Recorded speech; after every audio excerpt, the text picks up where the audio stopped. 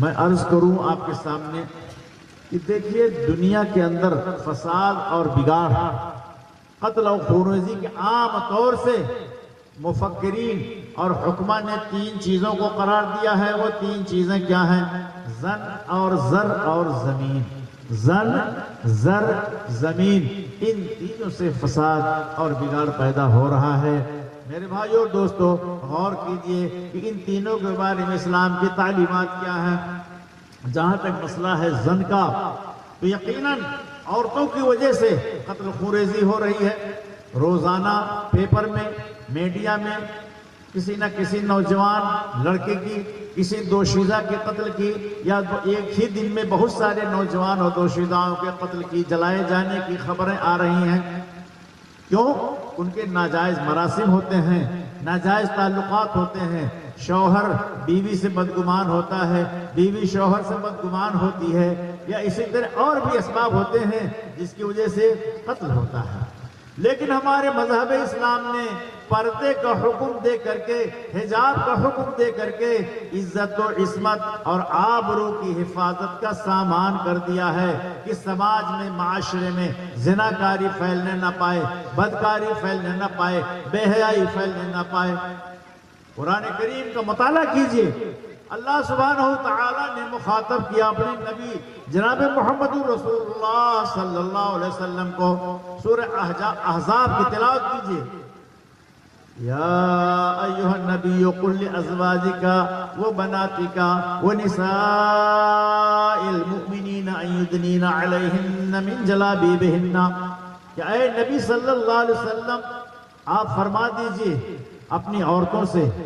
اور اپنی لڑکیوں سے، وَنِسَاءِ الْمُؤْمِنِينَ، مومنوں کی عورتوں سے، يُدْنِينَ عَلَيْهِنَّ مِنْ جَلَابِيبِهِنَّ، کہ وہ اپنے اوپر اپنے جلباب کو، اپنے پردوں کو ڈالے رہیں۔ ذَلِكَ عَدْنَىٰ أَن يُعْرَفْنَا فَلَا يُؤْذَيْنَ، یہ کمتر چیز ہے کہ جس کے ذریعے سے وہ پہچان بھی جائیں گی کہ یہ شریف زادیاں ہیں، یہ امیر زادیاں ہیں، یہ دیندار عورتیں ہیں، یہ شرفا کے گھروں کی ہیں، تو فلا یؤذین، تو تکلیف نہیں ان کو دی جائے گی، کوئی ان کو چھیڑے گا نہیں، کوئی ان کا پیچھا نہیں کرے گا، کوئی 50 نہیں کسے گا، کوئی سیٹی نہیں لگائے گا۔ یہ حجاب کا حکم اسی لیے دیا گیا کہ عزت، عصمت، آبرو بچی رہے، اور فرمایا گیا نبی صلی اللہ علیہ وسلم کی ازواج مطہرات کو کہا گیا یا نساء النبی لستن کاحد من النساء، کہ اے نبی صلی اللہ علیہ وسلم کی بیویاں آپ عام دنیا کی عورتوں کی طرح نہیں ہیں، ان کی طرح نہیں ہیں۔ تو کیا کرنا چاہیے آپ لوگوں کو؟ وَقَرْنَا فِي بُيُوتِكُنَّ وَلَا تَبَرَّجْنَا تَبَرُّجَ الْجَاهِلِيَّةِ الْأُولَىٰ، اپنے گھروں میں وقار کے ساتھ، عزت کے ساتھ بیٹھے رہو، اور زمانے جاہلیت کی طرح بے پردگی نہ اپناؤ۔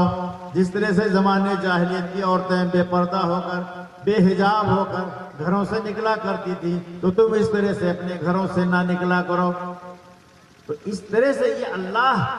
کہ نبی صلی اللہ علیہ وسلم کی ازواج مطہرات کو حکم دیا جا رہا ہے، جبکہ نبی پاک صلی اللہ علیہ وسلم کے ازواج مطہرات یہ پاکیزہ تر خواتین میں سے ہیں، اور نبی صلی اللہ علیہ وسلم کی زوجیت میں ہونا ہی یہ ان کے لیے سب سے بڑا شرف ہے۔ لیکن ان کو حکم دیا گیا، اور ان کے ذریعے تمام مومنہ خواتین کو، تمام مومنہ عورتوں کو یہ پیغام دیا گیا، تعلیم دی گئی کہ وہ اپنے گھروں میں عزت و وقار کے ساتھ بیٹھے رہیں، بلا ضرورت، بلا سبب گھروں سے نکل کر ادھر ادھر ٹہلیں گھومیں نہیں۔ اور فرمایا قرآن کریم میں اللہ سبحانہ وتعالیٰ نے قُلْ لِلْمُؤْمِنِينَ يَغُضُّوا مِنْ أَبْصَارِهِمْ وَيَحْفَظُوا فُرُوجَهُمْ، کہ آپ مومنوں سے کہہ دیجئے کہ اپنی نگاہوں کو نیچی رکھیں اور اپنے شرمگاہوں کی حفاظت کریں، ذَلِكَ أَزْكَىٰ لَهُمْ، یہ ان کے لیے پاکیزہ تر ہے۔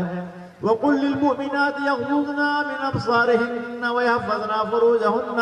اور آپ مومنہ خواتین سے فرما دیں کہ وہ اپنی نگاہوں کو پست رکھیں، نگاہوں کو نیچی رکھیں، اور اپنے عزت و آبرو کی حفاظت کریں۔ وَلَا يُبْدِينَ زِينَتَهُنَّ إِلَّا مَا ظَهَرَ، اور اپنے زینت کو ظاہر نہ کریں، اپنے بناؤ سنگار کو ظاہر نہ کریں، مگر وہ جو خود بخود ظاہر ہو جائے۔ تو یہ تعلیم اسلام نے خواتین کو دی، نبی صلی اللہ علیہ وسلم کے ازواج کو دیا، عام مومنوں کو دیا کہ حجاب کا حکم یہ اس پر عمل کریں، حجاب کو اپنے لیے لازم کر لیں تاکہ عزت و آبرو ان کی محفوظ رہے۔ اور جب خواتین پردوں کے اندر رہیں گی، اپنے گھروں میں وقار کے ساتھ بیٹھی رہیں گی، تو انشاءاللہ کسی لچے کی، کسی کمینے کی، کسی اوباش کی رسائی ان تک نہیں ہوگی۔ یہ اسلام کی تعلیم ہے۔ اور اگر کسی ضرورت کے تحت کسی کو نکلنے کی ضرورت پڑ ہی جائے تو اللہ نے فرمایا، کیا فرمایا کہ وہ اپنے پاؤں کو زمین پر مارتی ہوئی نہ چلیں، اپنے پاؤں کو زمین پر مارتی ہوئی نہ چلیں، کہ وہ جو پازیب وغیرہ پہنے ہیں، جو ان کے جسم پر زیورات ہیں، اس کی کھنک دوسرے لوگ سن کر ان کی طرف متوجہ نہ ہونے پائیں۔ اور فرمایا رسول اکرم صلی اللہ علیہ وسلم نے، طیب الرجال ما خفی لونہ وظہر ریحہ، کہ مردوں کی خوشبو وہ ہے کہ جس میں رنگ نہ ہو اور اس میں بو ہی بو ہو، وہ طیب النساء ما ظہر لونہ وخفی ریحہ، اور عورتوں کے لیے وہ خوشبو ہے کہ جس کے اندر رنگ ہو لیکن اس میں بو نہ ہو، مہک نہ ہو، کہ باہر نکلیں اور کسی ضرورت کے تحت اور اس کی خوشبو پھوٹے پھیلے تو دوسرے اوباش اور لچے قسم کے لوگ ان کی طرف نگاہ ڈالیں، ان کو دیکھنے کی کوشش کریں۔ اور رسول اللہ صلی اللہ علیہ وسلم نے اپنے داماد حضرت علی رضی اللہ تعالیٰ عنہ کو مخاطب کرتے ہوئے فرمایا تھا، یا علی لا تتبعن نظرۃ النظرہ فإن لک الأولی ولیست لک الآخرہ۔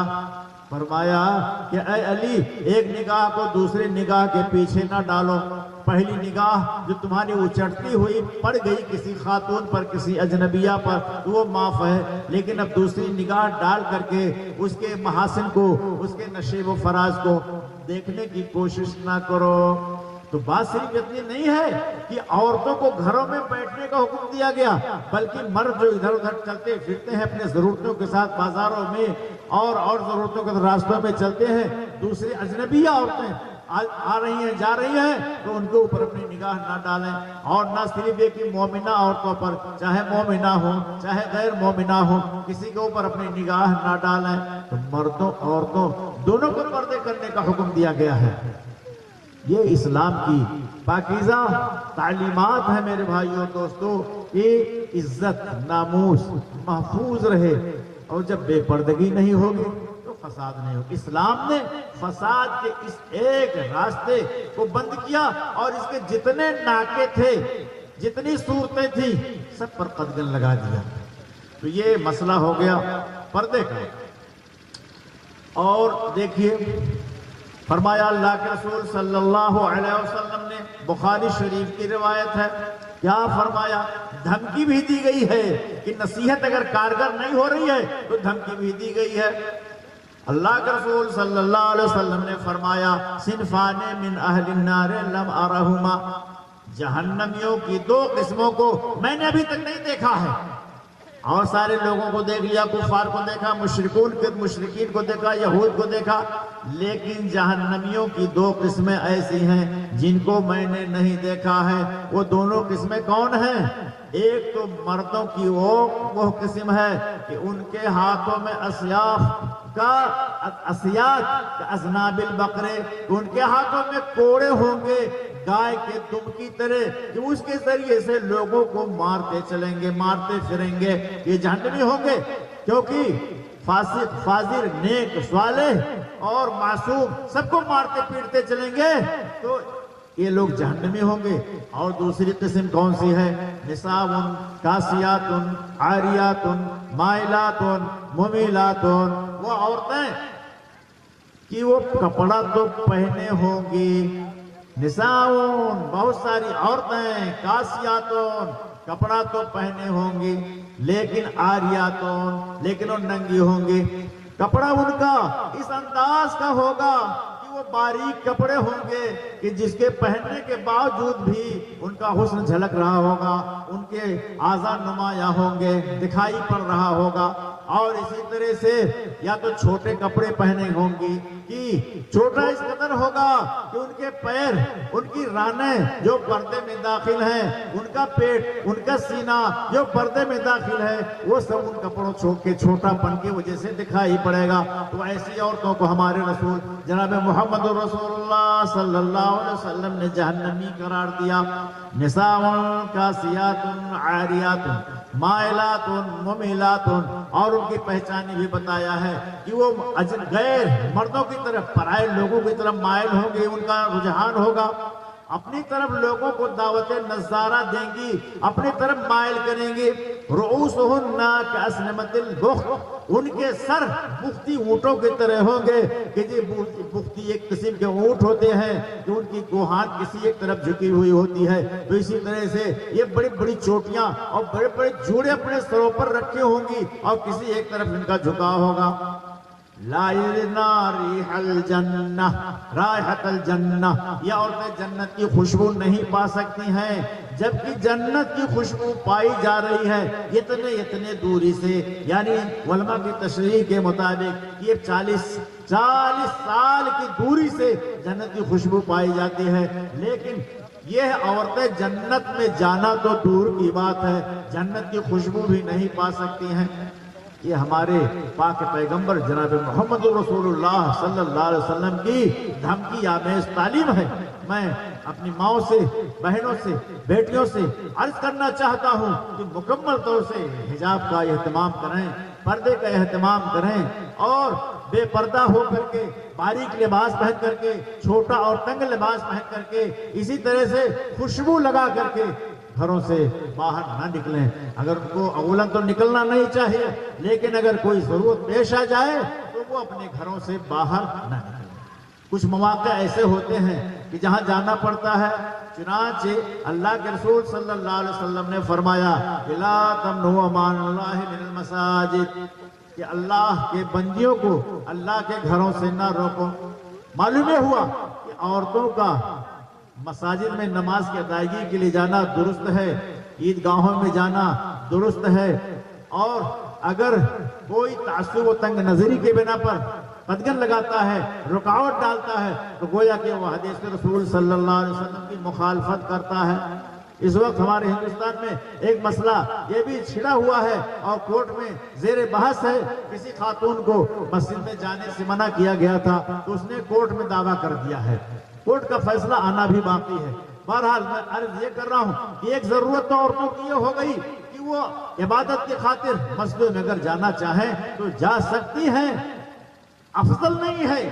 جواز ہے، جا سکتی ہیں، لیکن عورت کی سب سے افضل نماز تو اس کے گھر میں ہے، کیونکہ وہ تنہائی میں ہوتی ہے، شیطانوں سے محفوظ ہوتی ہے، وہ اپنے گھر میں نماز پڑھے، اس کے لیے سب سے بہتر جگہ وہی ہے۔ اسی طرح بیت اللہ شریف کا طواف کرنا ہے، سفر حج کرنا ہے، ایسی ضروریات کے لیے وہ اپنے گھروں سے باہر جا سکتی ہیں۔ دوا علاج کی ضرورت پڑ جائے یا ایسی کوئی اضطراری نوبت آ جائے تو ان عورتوں کا گھروں میں سے جانا جائز اور درست ہے، لیکن وہی میں نے جیسا عرض کیا، مکمل سطر کے ساتھ، مکمل حجاب کے ساتھ، اسلامی آداب و پابندی کے ساتھ ان کو نکلنا چاہیے، جانا چاہیے۔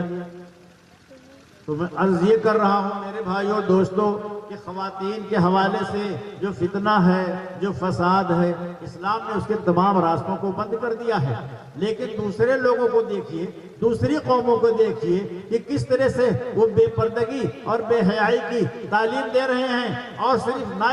کی تعلیم دے رہے ہیں، حوصلہ افزائی کر رہے ہیں، اور بے پردگی کے تمام راستوں کو وہ کھول رہے ہیں۔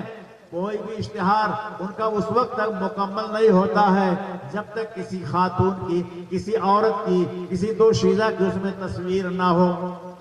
اور ایسی تصویر ہوتی ہے، ایسی جاذب نظر کہ اس کے جسم کے پرکشش اعضاء ظاہر ہوتے ہیں، دکھائی پڑ رہے ہوتے ہیں، تاکہ نوجوان اس کو دلچسپی سے دیکھیں اور ان کا وہ سامان زیادہ سے زیادہ مارکیٹنگ اس کی ہو۔ اس مقصد کے تحت عورتوں کو بے پردگی کی طرف جھونکا جا رہا ہے، ڈالا جا رہا ہے، اور جب زناکاری کے واقعات ہوتے ہیں، زنا بالجبر کے واقعات ہوتے ہیں تو طرح طرح کی بحثیں ہوتی ہیں، مختلف طرح کے قوانین بنائے جانے کی باتیں ہوتی ہیں، اگر اسلام کے قانون کو نافذ کرتے رائج کرتے تو انشاءاللہ تعالی یہ جتنی زناکاری یہ واقعات ہو رہے ہیں ان پر قدغن لگ جائے، ان پر پابندی لگ جائے، مسئلہ ختم ہو جائے.